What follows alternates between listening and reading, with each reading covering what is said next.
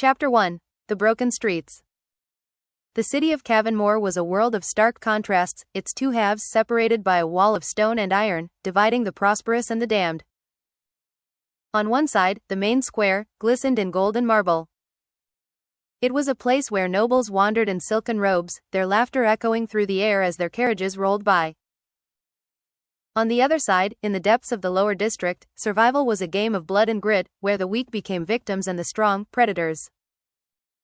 Lone knew this world too well. At 17, he had lived on its edges long enough to understand how it worked. The lower district was his prison, and the main square was his dream, a dream he knew would remain out of reach, just like the hope of ever avenging his family. He had no home. The streets were his only shelter, a grim, unyielding shelter that allowed no room for sentiment. No one cared who you were here. If you were lucky, you found a corner to curl up in; if not, you slept with one eye open. Lone's stomach growled, the ache familiar. It had been days since he'd had a proper meal, but he had learned not to let it show. He walked through the crowded streets of the lower district, eyes scanning every face, every alley. A few steps ahead, a butcher's stall caught his attention. The thick aroma of fresh meat made his mouth water. "Steal it," the voice in his head urged. Lone smirked. It was a voice he had come to accept as part of him, a voice that drove his every move. He knew what was at stake, and he wasn't afraid. He sidestepped into a shadow and made his approach. The butcher was distracted, arguing with a customer over a few silver coins. Lone's fingers were quick, snatching a slab of meat from the display and tucking it under his ragged coat. He moved swiftly, slipping into an alley before anyone could notice. A quick breath of relief. The meat was still warm. He hunched over it, tearing into it like an animal. His mind drifted back to that night, the night that had turned his life into a never-ending spiral of survival. The meat was still warm. He hunched over it, tearing into it like an animal. His mind drifted back to that night, the night that had turned his life into a never-ending spiral of survival. The screams had echoed in his head for years. He could still feel the rough boards beneath him as he lay hidden under the floor, his body trembling with fear. His father's cobbler shop had been their livelihood, barely enough to feed the family. But the Black Vultures didn't care. They had come demanding payment, more than his father could give. Lone had been just a boy then, no more than 8. He remembered the heavy boots stomping through the house, the shouts, and his father's defiant voice. He had tried to fight, but against the vultures, it was futile. A loud crash brought him back to the present. Lone's grip on the meat tightened as his eyes darted toward the source of the sound. It was nothing, just a barrel tipping over. But his heart still pounded. His mind slipped back to the night again, the memories refusing to stay buried. The gang had dragged his mother, his father, and his younger sister from their beds. Lone had stayed silent, biting down on his lip to keep from crying out as he heard the screams. His mother's voice had been the last to echo through the house, pleading for mercy. But mercy never came. When the house finally fell silent, Lone had crawled out from his hiding place. The air was thick with smoke and the acrid smell of blood. The firelight danced on the walls, casting long shadows over the wreckage of his home. His family, gone. Now, the lower district had shaped him into someone who learned to survive. He didn't have time to dwell on the past. Every moment here was a battle.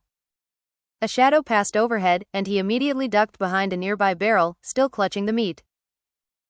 The city watch patrolled the streets, their stern faces keeping order in the chaos. Lone had learned to avoid them, slipping through the cracks where they couldn't reach. But the watch wasn't the only danger here. "Hey, you," a voice shouted from behind. Lone's pulse quickened. He stood still, waiting for the voice to fade, but instead, it came closer. He turned and saw an old man, around 40 years old, ragged like him, with long dark hair and messy facial hair. The old man pointed at Lone. "You're quick, boy. The way you slipped out of that butcher's stall, impressive." Lone narrowed his eyes. "And who are you? Another beggar looking for scraps?" The man chuckled, his voice dry and rasping. "Hardly. I've been watching you. You've got talent, raw and unpolished, but it's there. You don't just survive, you adapt. That's a rare skill in these streets." Lone didn't lower his guard. What do you want? I want to make you an offer, the man said, stepping closer and lowering his voice. You dream of the main square, don't you? Lone froze for a moment, his expression hardening. What do you know about that? The old man smiled faintly. I know it's more than just a place to you. It's a symbol, a world where power flows like a river. Where someone like you can do more than scrape by. I also know you can't get there alone. Lone crossed his arms, his voice sharp. And I suppose you're here to help me? I can, the man said with a nod. But help doesn't come free. I have my reasons for wanting to step inside the square, and I need someone like you to make it happen. Why me? Lone asked, skepticism thick in his tone. There are plenty of thieves out here. Not like you, the man said, his gaze piercing. You're not just a thief. You think. You learn. You watch. That's the kind of person who can slip into the cracks of the main square and see what others can't. Lone scoffed. The main square is a fortress. You think I can just stroll in? The man leaned in, his voice barely above a whisper. The main square isn't just guarded by walls and soldiers. It's guarded by rules, rules you can bend if you know where to push. And I know where to push. Lone studied him for a long moment. What's in it for you? The man's smile faded, replaced by a seriousness that made Lone uneasy. Information, power. The square holds the answers to questions that even the Black Vultures don't understand. If I can get what I'm after, you'll get what you're after. The mention of the Black Vultures sent a chill through Lone, but he didn't let it show. And what if this is some kind of trap? The man shrugged. Then you leave me to my fate. But if you're as sharp as I think, you'll see this isn't a trap. It's an opportunity. Lone's thoughts raced. The main square had always felt like a distant dream, a world he could never touch. But here was someone offering him a chance, no matter how slim. The idea of getting closer to the Black Vultures, it was both terrifying and irresistible. After a long pause, he gave a slow nod. All right, I'll hear you out, but if you cross me. I wouldn't dream of it, the man said with a faint smile. Meet me at the edge of the square tomorrow night. I'll show you what I've learned. As Lone walked away, his mind was already racing, planning his next move. Chapter 2. The Job, a Simple Theft. Lone crouched in the shadow of a crumbling wall, his eyes locked on the merchant's cart across the street. The bustling marketplace was alive with the cacophony of bartering voices, clinking coins, and the distant cries of street performers. Merchants hawked their goods with unrelenting enthusiasm, children darted between stalls, and the air carried the rich aroma of roasted meats mingling with the sharp tang of unwashed bodies. But amid the chaos, danger lurked, hidden beneath the city's ceaseless energy. The merchant's cart was laden with luxurious fabrics, glistening silks, vibrant linens, and intricately woven tapestries. Yet Lone's focus wasn't on the fabrics but on the small, gleaming gold coin tucked into the merchant's pocket.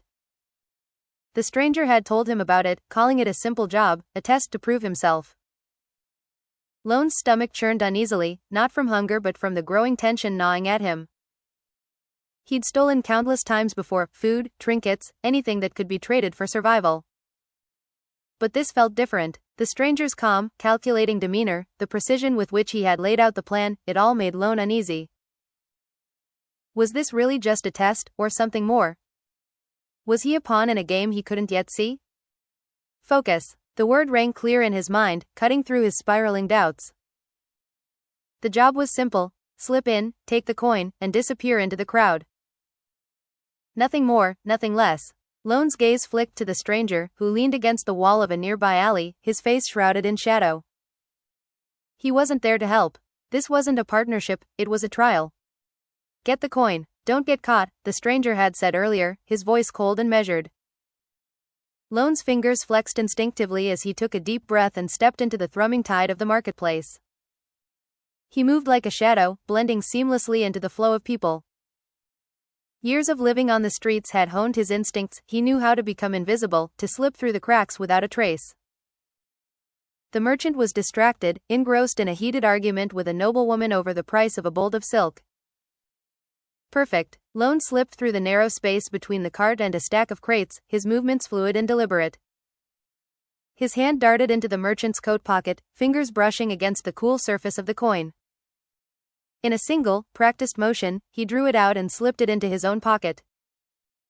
He was in and out before the merchant even realized he'd been robbed. Lone retreated into the crowd, heart pounding but steady, his senses alert. No one called after him. No alarm was raised. Too easy. But just as the thought crossed his mind, a voice rang out behind him, sharp and authoritative.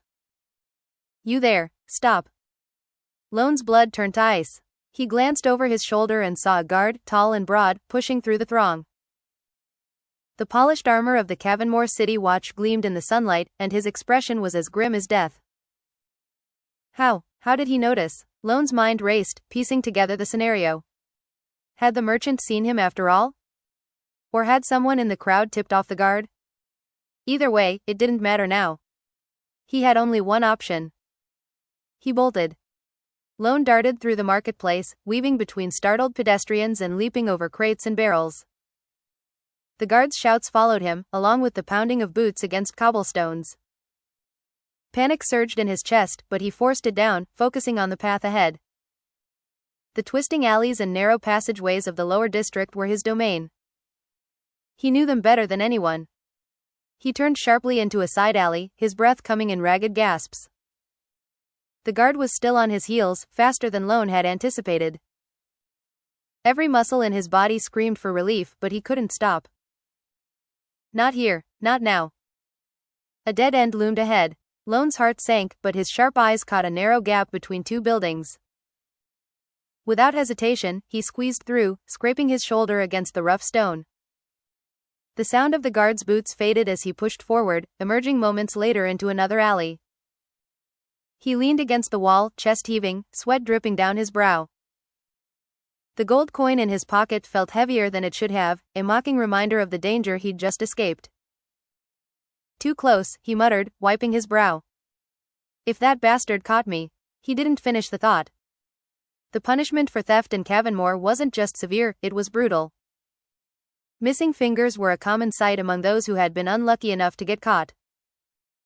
The coin gleamed in his hand as he pulled it out, its luster undiminished by the grime of his escape. For a moment, he stared at it, torn between triumph and doubt. Was this worth it? End of chapter. If you're interested in my work, be sure to leave a like or a comment.